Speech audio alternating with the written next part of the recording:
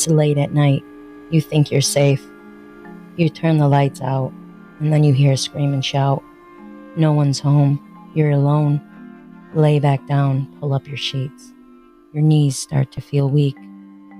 You can feel your heartbeat. Is your door closed? You feel your feet exposed. Now you're in a state. It's much, much too late. You can't escape this deadly fate.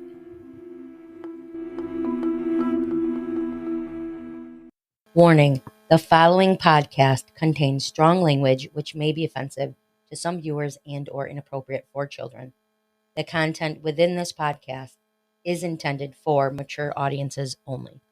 Welcome back, our creepsters. This is Sinister Ghouls, Twisted Sisters, your paranormal, true crime, and everything creepy podcast. I'm your host, Ghoulie Gonzo. I'm alone today, and I'm actually just doing this one because I was watching Netflix, and, I go through all of my, references, like what I should watch and blah, blah, blah. And if you guys don't know, I love true crime, obviously. And I hate to say I love true crime because really, that sounds horrible. But I do. I love true crime because I want to try to figure out what makes people, I guess, tick, why people do what they do. It's really upsetting, and I feel bad for everyone involved in true crime. So it's not that I don't have a heart. It's just some of you true crimers know what I mean. There's just something about it that I'm interested in understanding. So I was going through my Netflix, and I think it was called hold on, I really want to look it up and I don't want it to be wrong. It was on Netflix, and I don't know if it's called The Top 50. I'm gonna look it up. But it's about a case about oh my God, a poor young man, handsome young man named Fernando Baez Sosa. And the story is just sad. And it was Watch 50 Seconds, the Fernando Baez Sosa case. It's a documentary series that explores the case of Fernando. He was fatally beaten by a group of rugby players, and it was all caught on camera.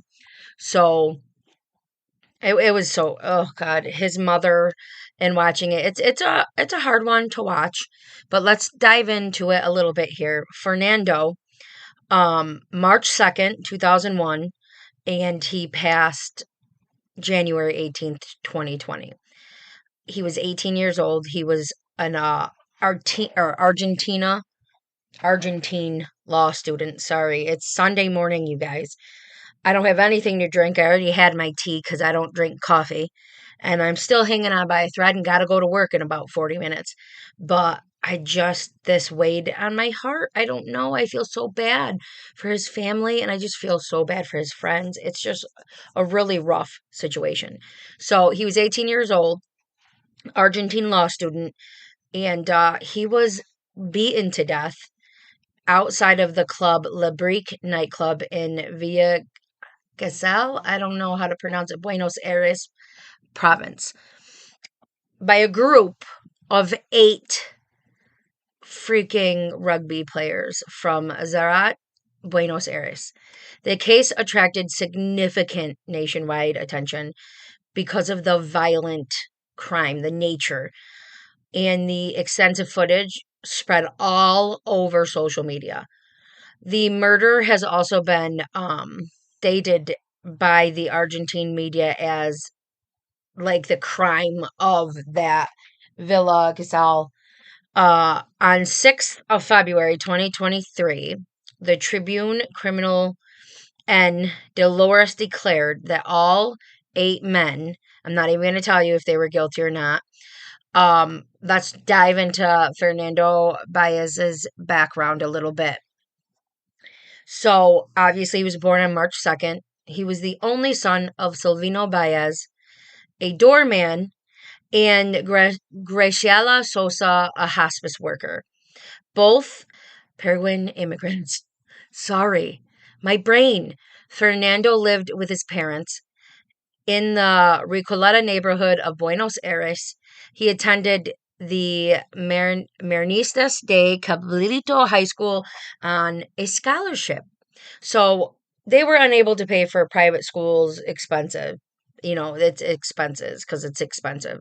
Upon graduating from high school, Fernando enrolled at the university to study law. So he was in a relationship with a fellow law student, Giulietta Rossi, which they don't really talk about um, in the Netflix series. So I don't recall anything about her. Besides hearing, he has a girlfriend. Oh, I have to sneeze, you guys. Woohoo! Achoo! Oh my goodness. God bless myself. After his death, his wake was held at the former high school, and his remains were later interred at the Chacarita Cemetery. So let's talk about the people that were, the ones involved with him. So there's Matthias Frank. Stick with me here with names, guys. Okay? I am a Mexican American, but just stick with me here. Matias Franco Benicili, age 20 at the time of the murder. Cyril Pertosi, age 19. Luciano Pertosi, age 18. Lucas Fidel Pertosi, age 20. Maximo Pablo Thomas, age 20. Enzo Tomas Comelli, age 19.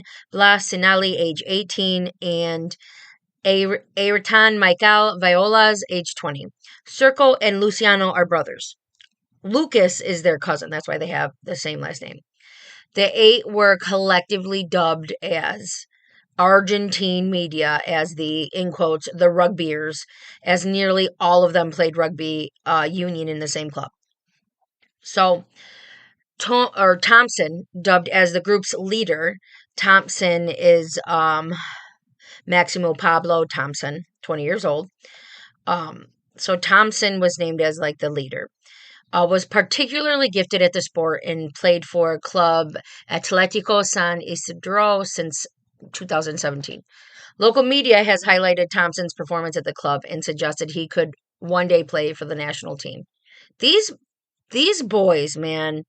So anyways, that's all of these boys. Okay. So Fernando arrived at the Villa Gesell, a popular summer destination in Buenos Aires, Atlantic coast, on January 16th, 2020. He intended to stay a few days with his friends, from high school, and his girlfriend, Julieta, which I didn't realize was there because it wasn't in the Netflix. Fernando's group stayed at the Ola Hostel in Paseo 105 Avenida 5 in downtown Villa, where they intended to remain until the 23rd of January. So on the 18th at 1:30 a.m., Fernando and his friends arrived at Le Brick nightclub on Avenida 3 in Cali 102. By 4:30 a.m., the venue was extremely crowded, which let's talk about that. So, holy moly, right? 4:30 a.m. Now, I've lived in Florida, New York. I visited many places and gone clubbing. I think the latest club stay open that I've known was 4 o'clock, and that's like rare. So I guess this is like a normal thing for, the clubs here. So by 4:30 it was packed. So this leading one of Fernando's friends to unwittingly bump against one of the attackers. So one of Fernando's friends mistakenly bumped into them. So it became a big thing where it became a verbal kind of argument between the two groups of boys or men and, the girlfriend and whatever. The accused then incited the other group to fight, prompting nightclub security guards to remove the group, including Fernando and his friends. So you can see in video that they're being removed. You know what I mean? You could just watch the Netflix. It's insane. So Fernando stayed alongside 7 other friends outside of the venue having some ice cream while they were waiting for the rest of the group to leave. So, because some of the friends were still there. At 4:44 a.m., 2 of the perpetrators, Enzo Camelli and Cyril Pertosi, attacked Fernando and his friends again. So it's believed that 8 out of 10 took part in this beating. So they targeted Fernando, punching and kicking him until he was literally left unconscious. So he suffered blunt trauma to his head. The group also attacked Fernando's friends. They were in the Netflix. You can hear them discuss what's going on. And that was my thought also was, where were you guys? Like, what? I don't understand. How did nobody, well, they did try to step in, and there were 8 to 10 of the other, guys, and they were literally punching them and fighting them as well. So his friends were also being attacked. So they stopped, Fernando's friends from getting, um, near Fernando and stopping it. They stopped his friends from helping. Overall, the attack lasted less than a freaking minute. And it's really upsetting that the video is recording. So, according to the prosecutor, of in charge of this whole thing, there was a premeditated cooperation to arrange the attack, they say. Some members of the group attacked Fernando while others stood in guard to stop anyone from getting close and intervening. So, I mean, I guess I am not about these horrible boys for, doing this. Age 19 to 20ish, they're boys. Do I think it was premeditated, like we're going to murder? I don't. I mean, again, this is my opinion. I don't know these people. I am not a professional. So, make your own decision on that. But so some of the members of the group attacked Fernando while others stood guard, stopping anyone from getting close or intervening, like his friends. Lucas Bertossi filmed part of the attack on his cell phone until he stopped recording to partake in the beating. So in the video recording, Thompson can be heard yelling at Baez Sosa, telling him to stand up and fight. Another of the attackers, Beniceli, can be heard calling Baez Sosa, warning, warning, warning, negro de mierda, which is a racist, it's not very nice. They obviously had a problem with him. He had a darker skin tone. I mean, he was a gorgeous boy. He seemed, his whole background, he was sweet and quiet when he was younger and funny and motivated, and his mom, speaks so highly, his friends and his mom and his family. Um, it's really such a shame, and what a waste. His friends did say that he did have a mouth on him and that he stood up for himself, which I think we all should do. But there's a point, where you shouldn't really egg on things. Not that he did. I'm not saying he did, but I'm saying, in general, people that are like fighting or stand up for themselves, pick and choose wisely. You know what I mean? You don't know what is going to happen. For example, look what happened, right? So you can see on video that, you can see where he's done, like unconscious. You see someone dragging him, trying to pull him. I don't know if it's a friend. But when they took off and left him, his friend said he was coughing up blood. Um, it was horrible. So after this beating, the attackers returned to their own hostel, according to eyewitnesses. Um, the group was heard loudly boasting, like woohoo, about the attack. The group tidied themselves, up, like removing blood, changing their clothes, and then they went to freaking McDonald's near Librique. They went to McDonald's that at 5:30. I'm just, yeah. Media attention centered on the lack of empathy that these freaking boys had after this attack. So there's a selfie showing 8 of them smiling at the camera, taken only 20 minutes after the beating. And that was shared on social media, as well as group chat conversations in which Lucas Pertosi referred to Baez Sosa as having been expired. Expired, you guys. Like rotten milk.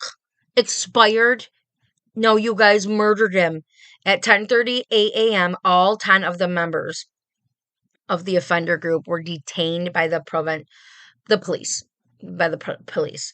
So you can when you watch the Netflix, they go into text messages that one of the boys says nobody, or it's not even a text, it's like a recording of his voice. And they discuss pretty much not talk, no one can talk about it. You know what I mean? No one can say anything. So at this point, before I go forward, I feel I don't I don't believe that they I don't think that this was like, oh yeah, we're gonna kill him. I think they wanted to beat him, definitely. And I think that's horrible.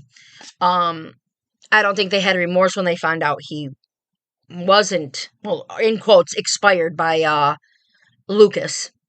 Um, by just saying that Fernando was expired shows just the lack of giving a shit. He's a human fucking being, excuse my language. And you just, I don't know. So upon being taken to the police station or being detained by them, they declined to speak um, at the prosecutor's office. So 5 of them were then moved to the neighboring Pinamar, while the rest remained at Gasel. The prosecutor office gathered evidence from the cameras, witnesses in the group's rented apartment where the bloodstained clothes were all found. The suspect's cell phones were all confiscated and sent to Mar del Plata for analysis, which led to the direct video recording of the beating. So there's a scene in Netflix when all of these men are outside kneeling and the police are, talking, and um, they say they found a pair of sneakers in there and there's blood on it. And this young man gets up and says, oh, that was so and so's. Long story short, trying to put the blame on somebody else. It's just, but it's weird because these boys will not really go against each other either. You just have to watch it. So Fernando's autopsy found that he had succumbed to a neurogenetic shock, leading to internal bleeding from multiple hits. This made it difficult for the prosecutor's office to pinpoint who specifically um, provoked his death, like hit him, who was the one that. And if you ask me if they all played a role in beating him, they all play a role in that, because let's say 3 men are punching him and beating him, and then like the 4th man comes in and punches him, and then that happens. Well, the 3 men prior to that were also the reason why he succumbed to the neurogenic shock. Do you know what I'm saying? So although the prosecutor's office initially pondered calling it a group murder, as it was impossible to determine who delivered that final blow, the group was accused of qualified premeditated homicide, the maximum sentence for which is life imprisonment. 2 of them, Thompson and Cyril Pertosi, were pointed out as co-perpetrators of the crime, while the remaining 8 were accused of being necessary participants. So at that point, all of them, 10, were moved to the Dolores Penitentiary.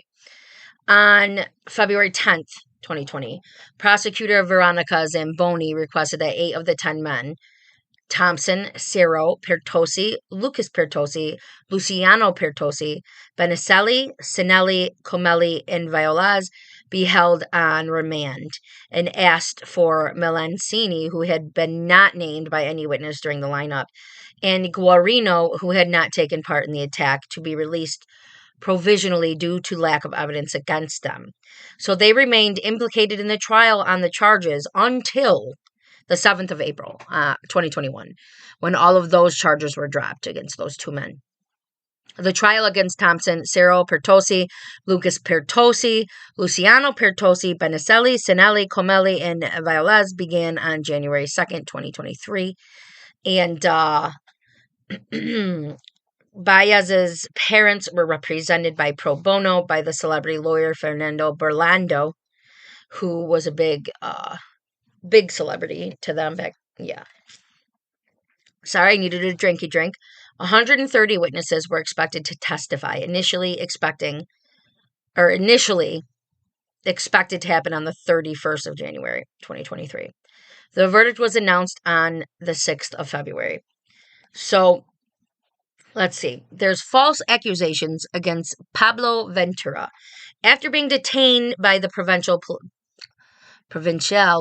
police in the aftermath of Baez's murder, the accused pointed the blame for his death at Pablo Ventura, a 20-year-old rower from Zarat, an acquaintance of the group.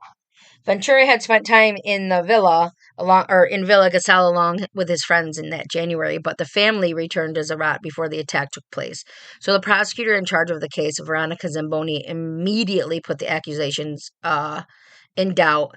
Despite this, Ventura was briefly detained and held for questioning, but released and clear of charges on February 5th.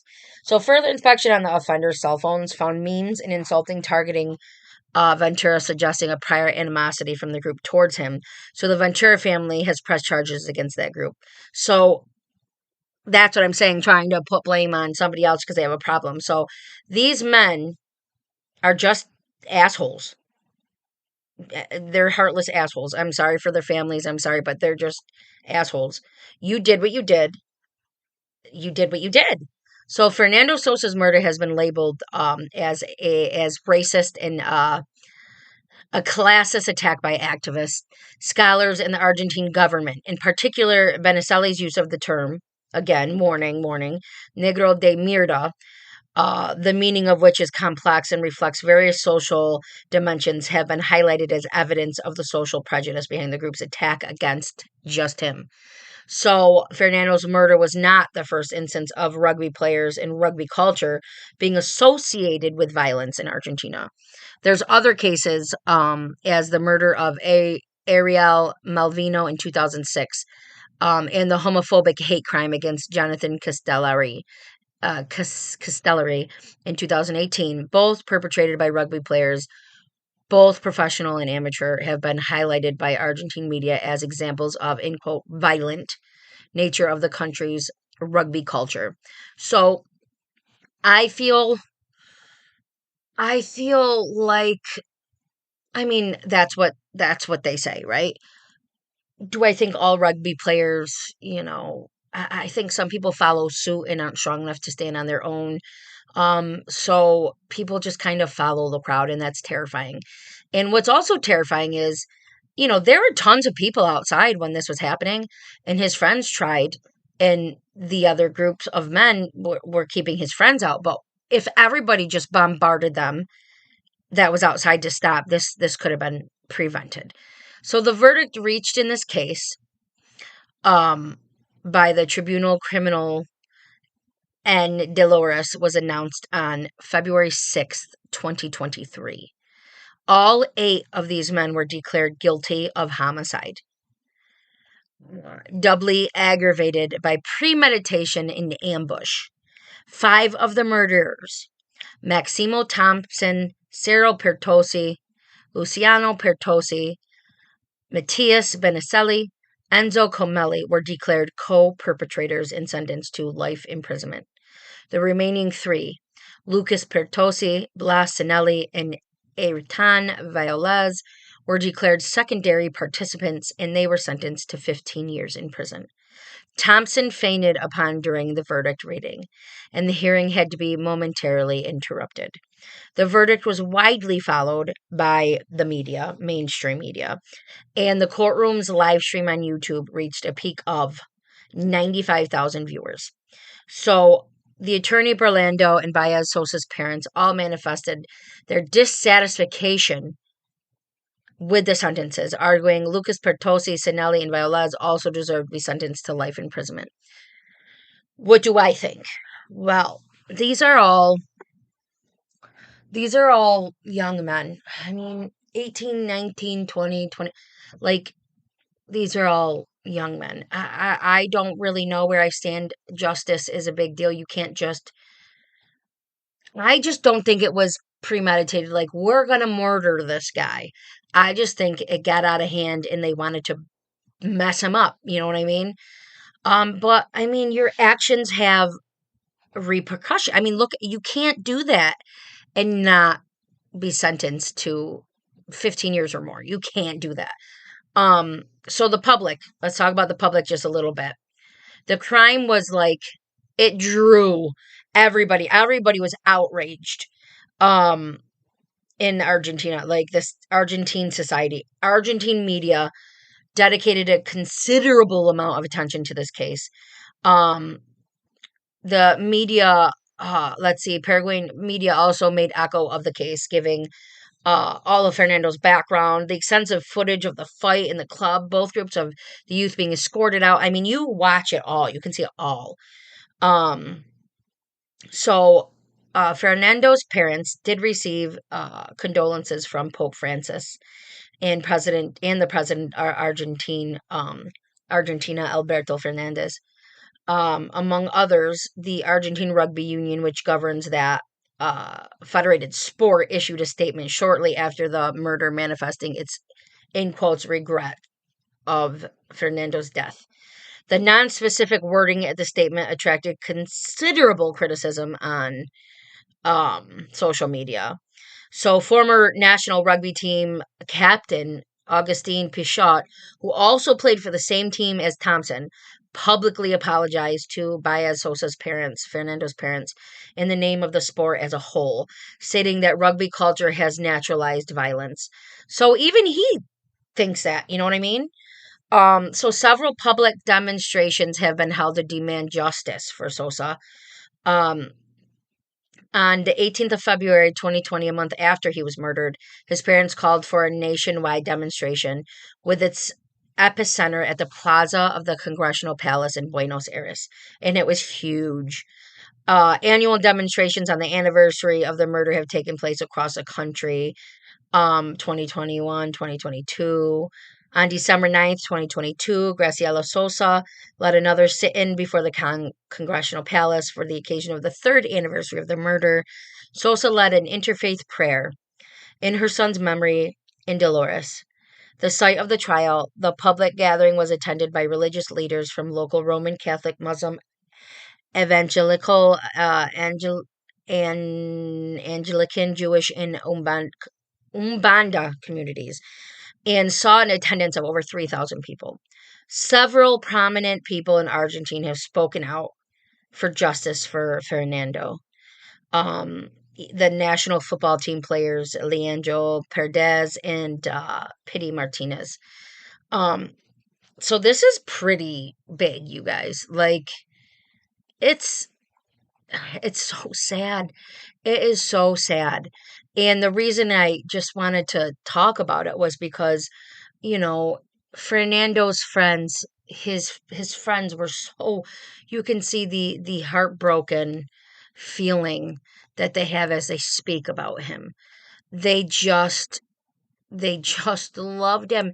They were all, they all talked about how it was in the beginning and, with him and how they became friends and all the stuff. And it literally is just so sad to see them reminisce about it. You know what I mean? Um, he was just an 18-year-old law student, who stood up for himself, stood up for his friends, and they go into detail on the Netflix series about how it kind of played out clearer than I, have uh, explained.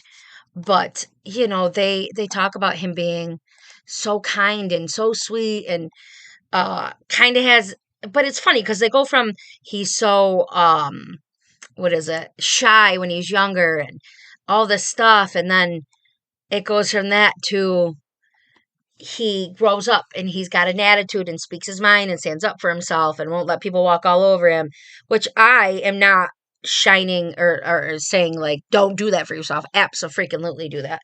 Stand up for yourself, but pick your fights. You know what I mean? You don't know. That's why, I mean, this can go for anything, you guys. Like, for example, people that are having issues driving, having, what is it called? Road rage. You guys, you got to be careful. There's been many freaking scenarios where someone pisses you off or vice versa, and, you feed into it, and then someone's shot dead.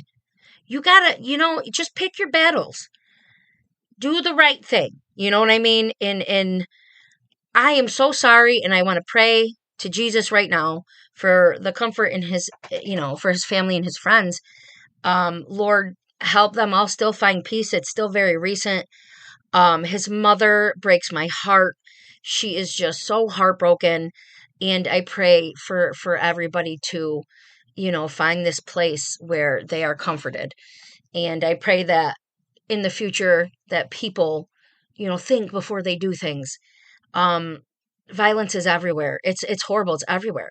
You got to make the right decisions, and this goes for everybody. The people that are committing these crimes, people that are being attacked. You just make the right decision. Walk away. You know what I mean? Um, but anyways, it hurt my heart yesterday, and I just wanted to do an episode about him. And I just want to say that I'm so sorry for his family and friends. I really am. And I didn't know about the girlfriend, and I hope she's doing well as well. And he just was a beautiful, beautiful boy. Beautiful, living his life with his friends, enjoying the beach. They discuss relaxing on the beach and having some drinks. And, it goes from that. Then the next day, their best friend is in a freaking casket. So, ugh. Anyways, I really hope everybody had a great Thanksgiving. Let's go into this. And it's now the Christmas season. I say Merry Christmas because that's what I believe. But if others are Happy Holiday, then there you go. If you want to sum it all up, New Year's, Christmas, Happy Holiday. I say Merry Christmas and I say Happy New Year. But New Year's isn't for, a few weeks. With all of this being said, I love you guys. We love you guys. And we hope you're enjoying the podcast. And we want to get some more feedback of what you guys want to hear. So you can send some emails if you'd like. You can send some emails to sinisterghoul23@gmail.com. Discuss some stuff you want to hear or don't want to hear, some feedback from you guys. And you can find us on Spotify, Pandora, Amazon Music, Google Pod, Radio Public, YouTube. I'm probably missing something. Audible, I believe. So check us out. And you can find us in Facebook group, Sinister Ghouls /Twisted Sisters. Join our group. Instagram, Sinister Ghouls Podcast. I'm not really on X, but there is TikTok, Sinister Ghouls Podcast, or Sinister Ghouls. If you want to support the podcast and send some support cash, you can do it to Venmo. And the Venmo, hold on, let me pull it up so you guys have the proper Venmo. Of course, my Venmo is slow right now because I would like to read it to you guys. So you can find me on Venmo, and it is S Ghoulie Gonzo, SGHOULI Gonzo, at Ghoulie23, GHOULI23. I have a t-shirt on that says you matter. So you can send $1, $1, $5, $10, whatever you want, if you would like to help support the podcast to grow and get some more equipment for video. That's our next goal. Other than that, I pray that everybody has an amazing upcoming week and everybody stays safe, especially if you're in snowy weather and driving and whatnot. And just want to say we love our creepsters. So with all of that, I hope everyone has a fantastic day and ghouly evening. Stay safe, stay freaking warm, and stay spooky.